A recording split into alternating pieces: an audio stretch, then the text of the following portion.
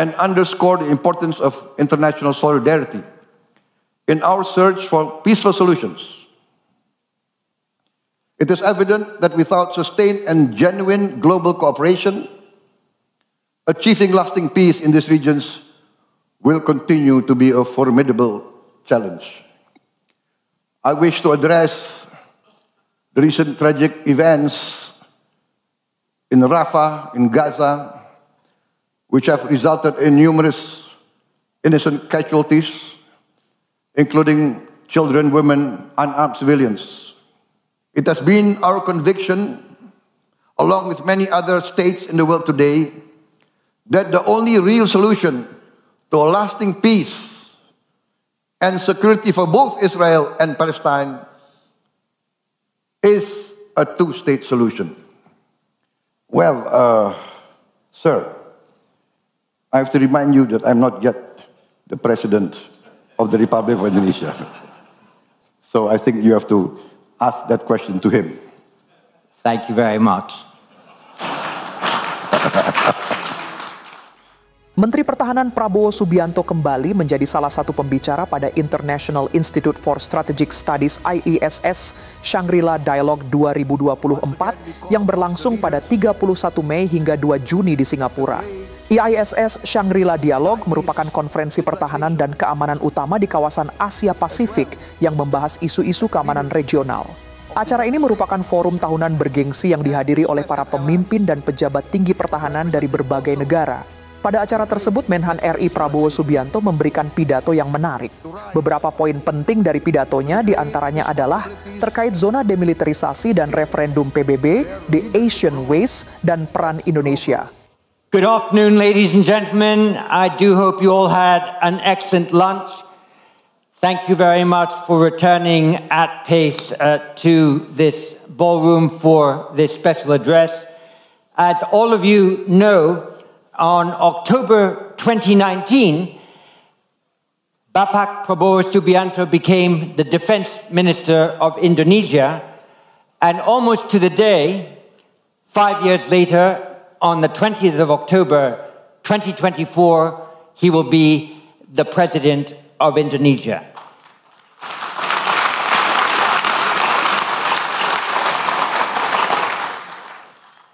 We are very honored that he's here with us. He's attended IISS Shangri-La Dialogues, IISS Manama Dialogues, a IISS Riyadh Defense Forum, so he's a very faithful supporter of the art of defense diplomacy. It's a delight that we have him here to deliver a special address, and I'd invite him to take the podium and speak in the special address to the 21st Shangri-La Dialogue. Bapak Prabowo. Thank you very much.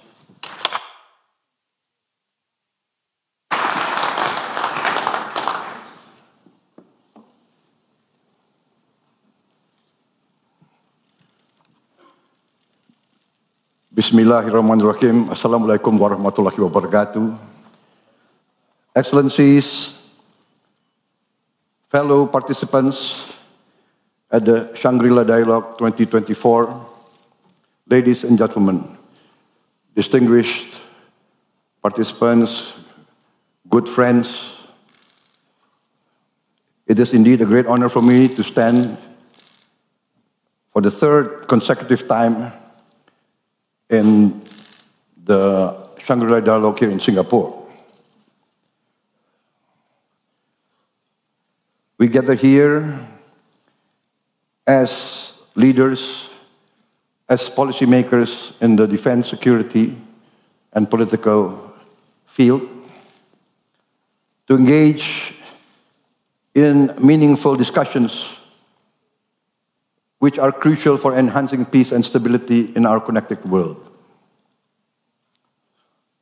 Sometimes we feel reluctant to attend these occasions because there is a danger that we do not communicate honestly and do not interact faithfully.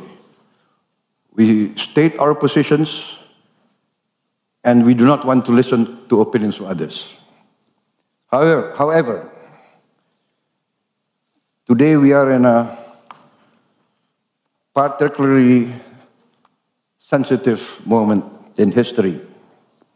We are witnessing an increase in geopolitical tensions and continuous challenges of multilateralism due to the gravity and intensity of open conflict, blatant violations of international law, and the continued widening trust deficits between states. Distinguished participants, friends, now there is a lot of talk about the rule of law, rules-based order, etc., etc. But the geopolitical tension, the conflicts, the incidents that are happening as we sit here gives rise to disillusionment amongst many countries, especially the global south. Indonesia is of the opinion that in this world of ours that's getting smaller and smaller,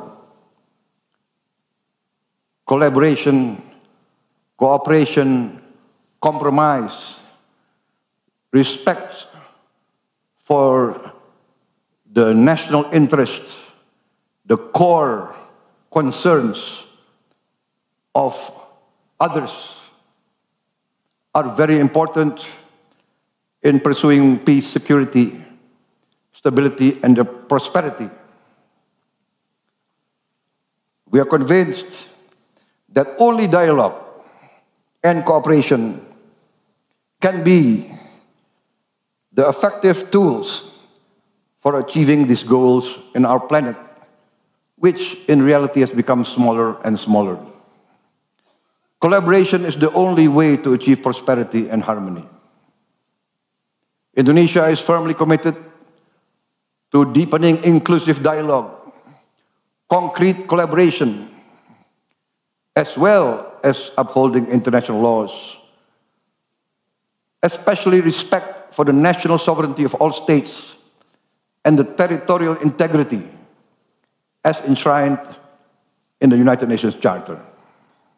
Excellencies, the persistent conflicts around the world, most notably in Ukraine and Palestine, highlight the imperative for our continuous commitment to diplomatic dialogue and underscore the importance of international solidarity in our search for peaceful solutions. It is evident that without sustained and genuine global cooperation, achieving lasting peace in these regions will continue to be a formidable challenge. I wish to address the recent tragic events in Rafah, in Gaza, which have resulted in numerous innocent casualties, including children, women, unarmed civilians. These heartbreaking incidents compel us to urgently call for comprehensive investigation into this humanitarian disaster. Understanding the full extent of this tragedy is crucial to preventing such incidents from happening again. We are very aware that the Palestine problem is a long and historical problem. We are cognizant of the fact that both sides have legitimate concerns for their safety, for their right to exist, and for their prosperity. We are also cognizant of the fact that the resolution of this crisis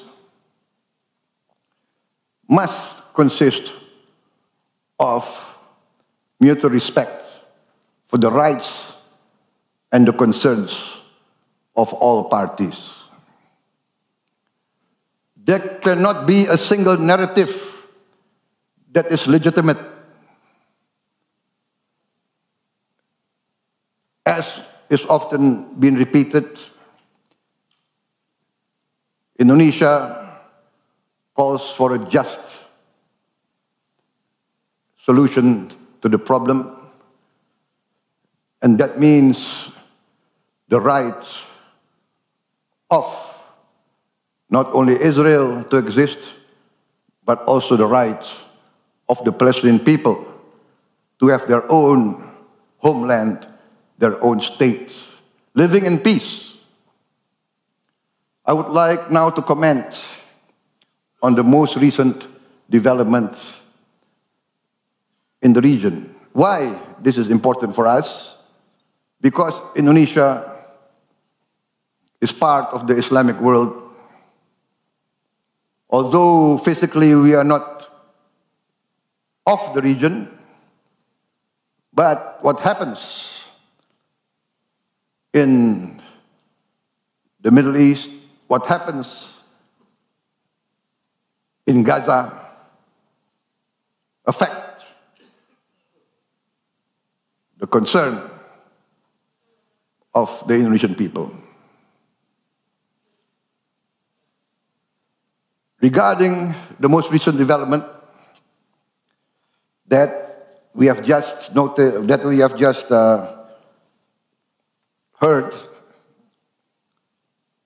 that is the most recent announcement by President Biden of the United States of America on comprehensive proposals for a ceasefire in Gaza.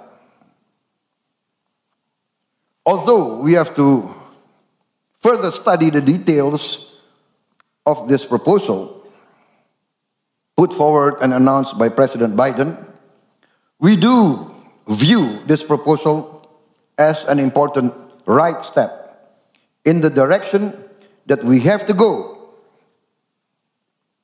We view this as an important step forward. We are very pleased of news reports that representatives of Hamas has also voiced a positive response to these proposals. I would like also to express today Indonesia's commitment to support a comprehensive and permanent ceasefire as an important step towards a real and lasting solution, towards real peace between Israel and Palestine, and thus real peace in the region. It has been our conviction, along with many other states in the world today, that the only real solution to a lasting peace and security for both Israel and Palestine is a two-state solution. Indonesia supports all efforts and all measures that can fasten the progress towards that final two-state solution.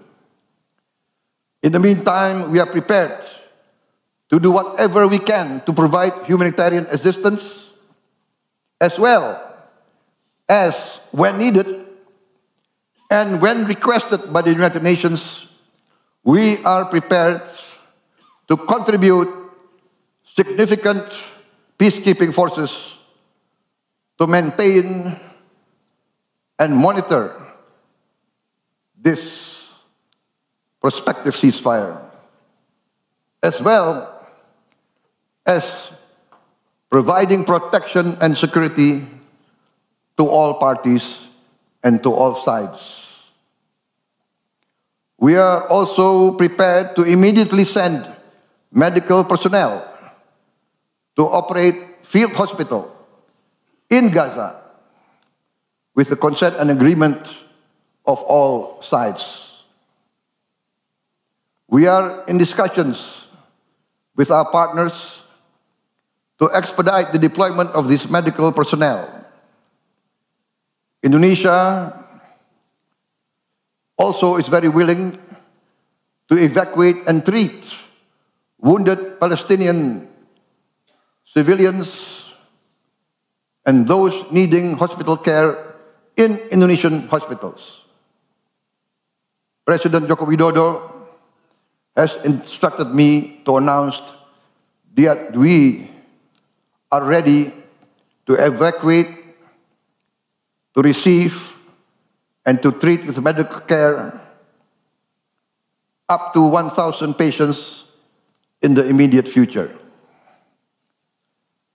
This positive move towards a comprehensive peace, towards a permanent ceasefire, in the active and effective pursuit of a lasting solution to the present problem, must be supported by the whole international community.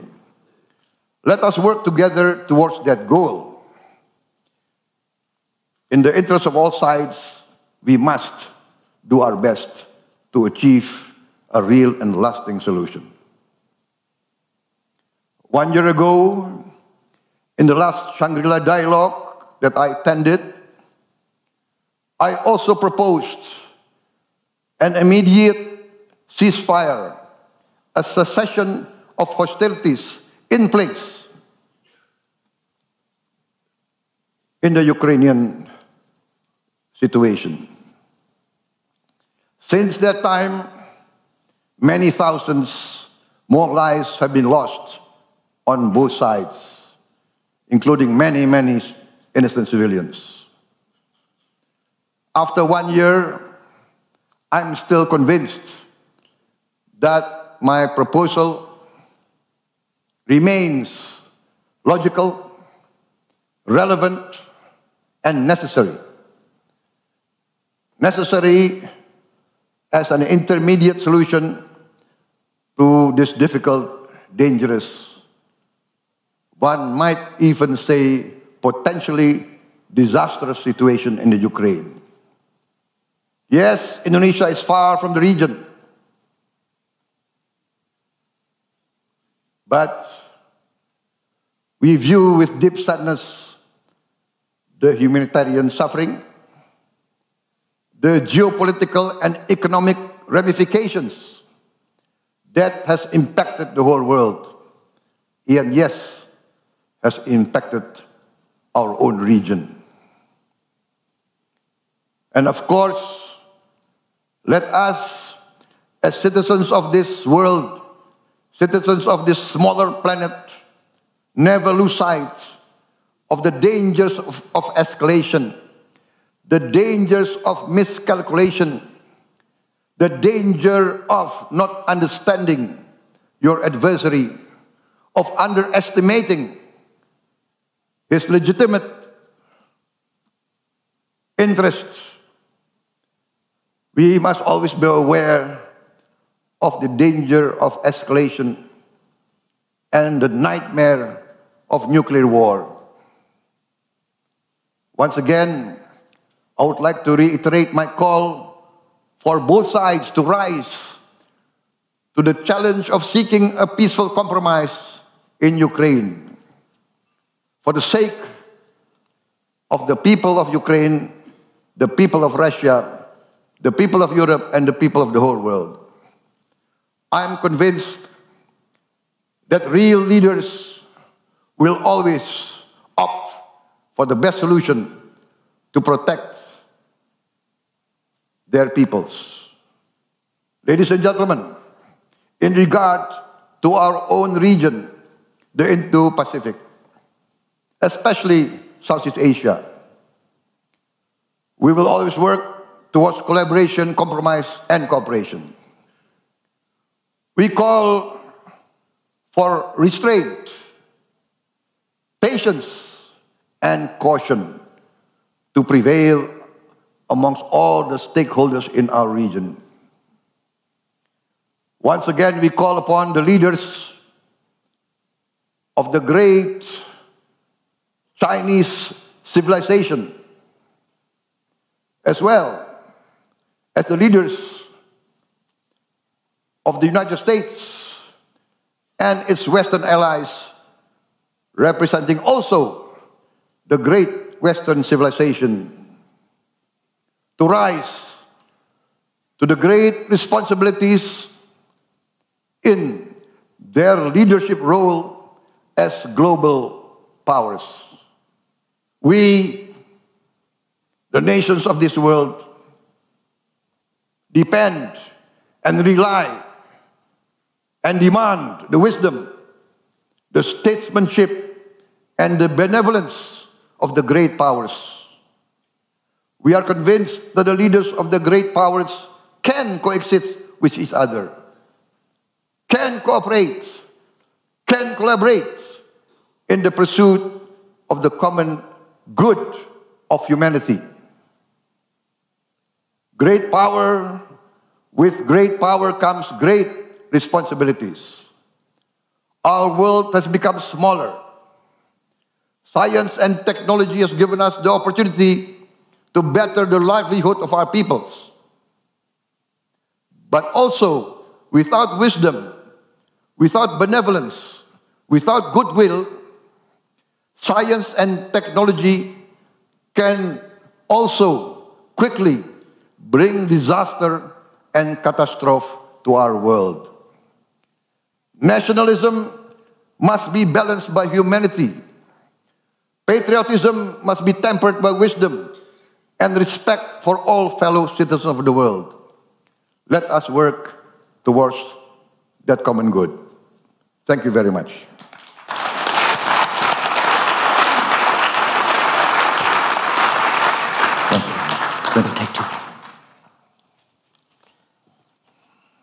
Thank you very much, Mr. President-elect.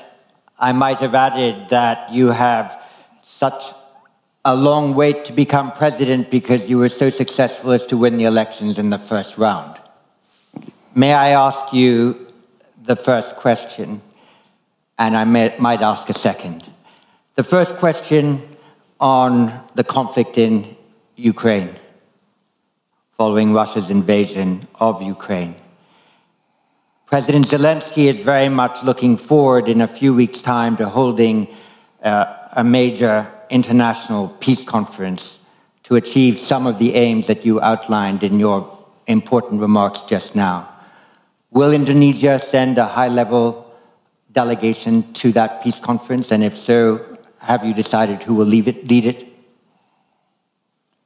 Well, sir, I have to remind you that I'm not yet the President of the Republic of Indonesia. And that is the authority of the current President of the Republic of Indonesia. So I think you have to ask that question to him. Thank you very much.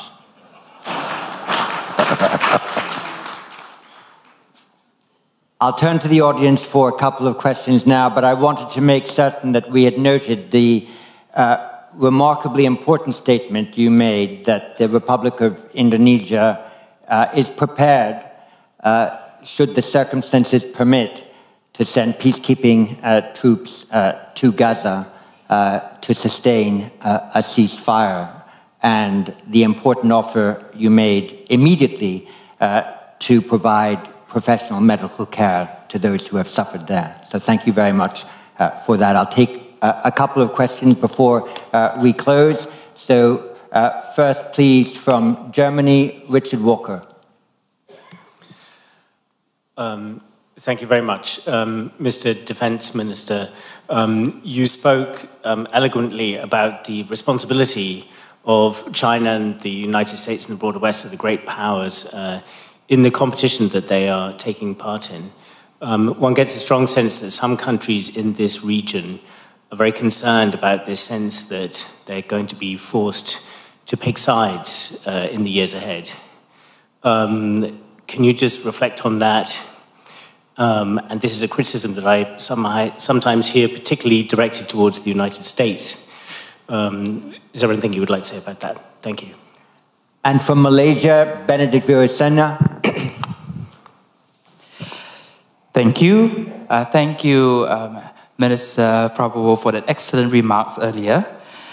So I'd like to ask just two questions. In your opening remarks, you brought up the point that there are countries that have stated their positions but do not want to listen to the opinion of others. Can I get a bit more elaboration on which countries are you referring to? And my second question, on a more serious note, with great power comes great responsibility. I totally agree with you.